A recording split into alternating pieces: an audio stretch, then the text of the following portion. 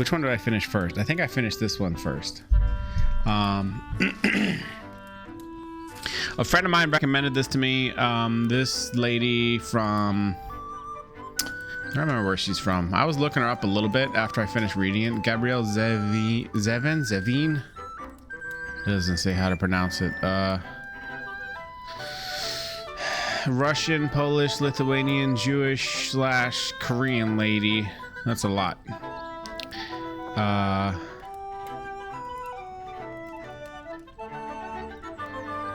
Born in Florida, went to Harvard, and then moved to, I think she moved to California, or her parents moved to California. I don't know, it's a mixed lady, I guess, sort of. Half Jewish, half Korean. There's two protagonists. There's a boy and a girl, and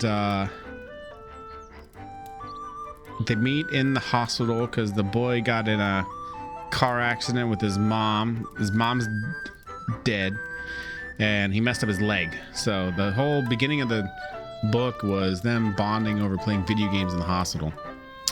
And his grandparents own a pizza shop. Korean grandparents own a pizza shop, and they have a Donkey Kong machine in there. So they go back to, I think they go back to the restaurant and play Donkey Kong a whole bunch after he gets out the hospital. I don't know, the book, I'm feeling pretty torn. I wanted to do like sort of a review / put my thoughts about the book into video so I could think about this book. It made me think a lot, I think. So that's good.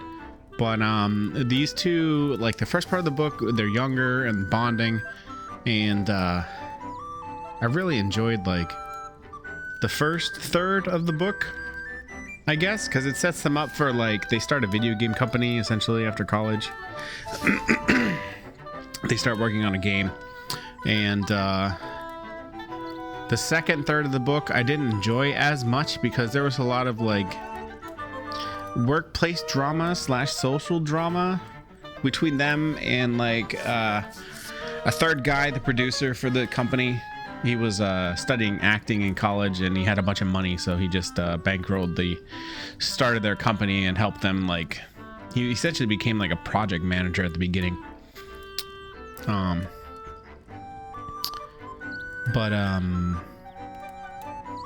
don't know, yeah, so I didn't really care for some of the workplace drama that happened in the middle of the book. Like, it just made them feel like jerks.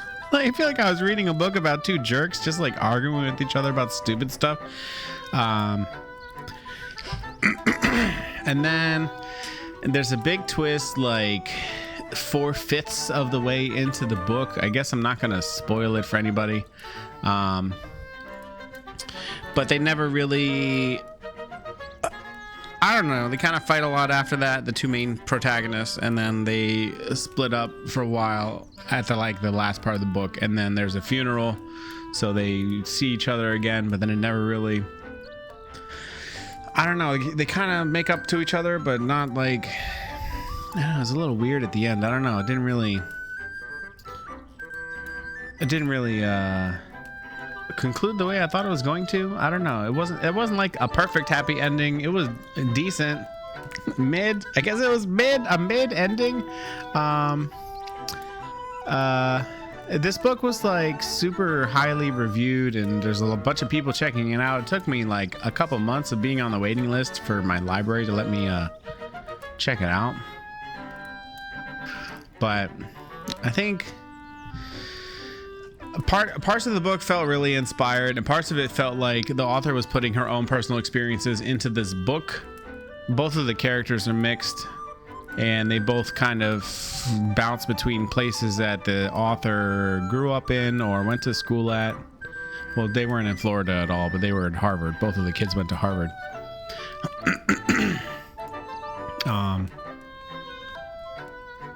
But I don't know. It was decent. I think, my only other complaints were some of the times this author is described. I couldn't tell whether this author actually plays a lot of games herself, or if she doesn't, or if she does, but she had to describe certain things in a way that non-gamers would be able to comprehend, like repeatedly describing very basic game mechanics.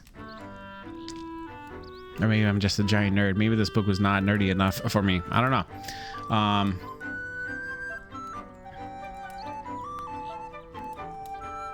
I liked it. I think it made me think a lot about previous work relationships I've had, I guess, and how they ended, or, you know, the things that I went through a little bit. The game dev stuff was a little, there were like occasional mentions of like highly technical development stuff, but they were really rare and felt kind of out there, especially when she went into great detail to describe like very basic how Mario works and how Duck Hunt works and that kind of stuff. So I don't know.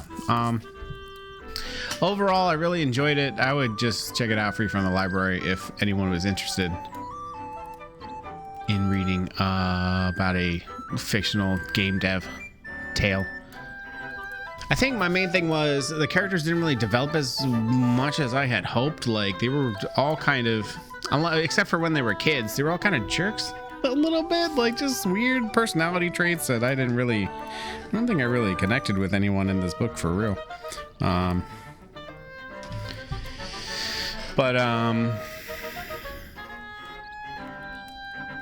I don't know. It was cool. It was different. I don't think I've read anything like this in a while. I'm not sure.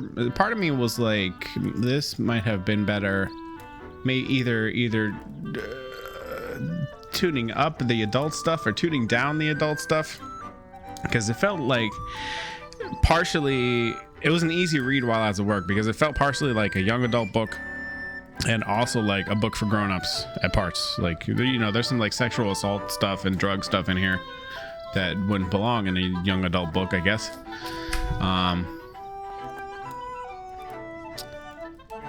But yeah, other than that, like some of the storytelling was a little more sequential as opposed to being consequential. Like, I was thinking about Trey Parker and Matt Stone a lot today, obviously with the premiere news that came out. And one thing they said at I think they were like having a seminar or talking to some high schoolers or college kids or something. And one thing they said about good storytelling was that it shouldn't be sequential. It shouldn't be this happened and then this happened and then this happened, which is how this book kind of felt at times. It should be like, this happened and then because of that this happened and then because of that this happened. Like, it's supposed to be like cause and effect more so than just a series of events being listed for storytelling. So I was thinking about that a lot today. I don't remember what video that's from. Yeah, I like this background for the book too.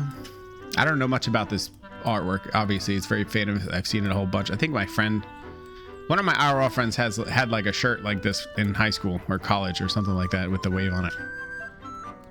I never realized that was Mount Fuji in the background. I always focus on the wave.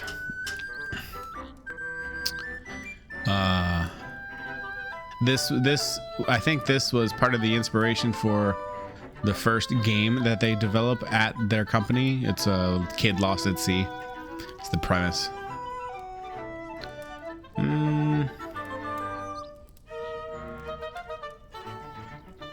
So this is a woodblock print by artist named Hokusai in 1831 during the Edo period of Japanese history. 3 boats moving through a storm-tossed sea with large cresting wave forming a spiral at the center over the boats of Mount Fuji in the background. 36 views of Mount Fuji. It's the first in a series. Huh. That's cool. I might look that up later. Anyway. Book was cool. I think I gave it a 4 out of 5, but I didn't really go into great detail on my whatever that app is called, my book review app. But yeah, I liked it. I'm not gonna be reading it again anytime soon.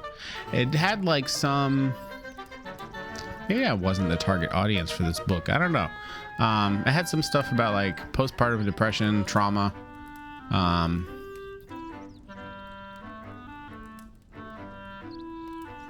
I don't know. A lot of the personality seemed a little on the flat side. Not all the way, but yeah, 4 out of 5. I liked it. Also, it mentioned Oregon Trail. And I think I want to play that again. There's probably some remaster I should look for.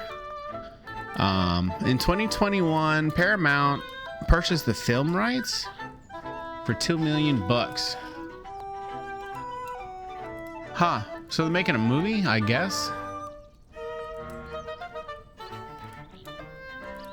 In May, May of last year, they hired a project director. So they were working on this for at least a year and 3 months.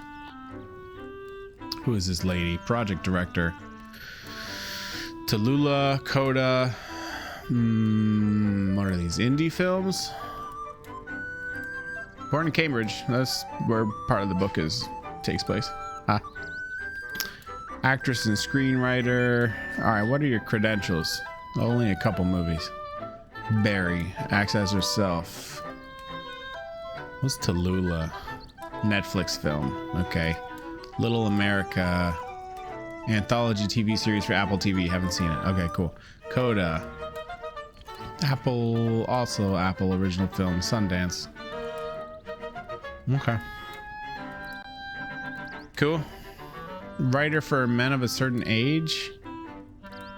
Comedy drama, Ray Romano. All right. I don't know. I'll check this movie out if it's not like direct to Apple TV, I guess, because I don't have that. Anyway, 4 out of 5. All right, next book review, I guess. I didn't get any pizza today. I actually went to the farmer's market was open after I got out of work, so I picked up some empanadas and had those for dinner. I had those for an appetizer for dinner, I guess I should say, because I also made ciabatta sandwich with ciabatta rolls that I bought from one of the vendors, and it was super good. Let me switch my camera.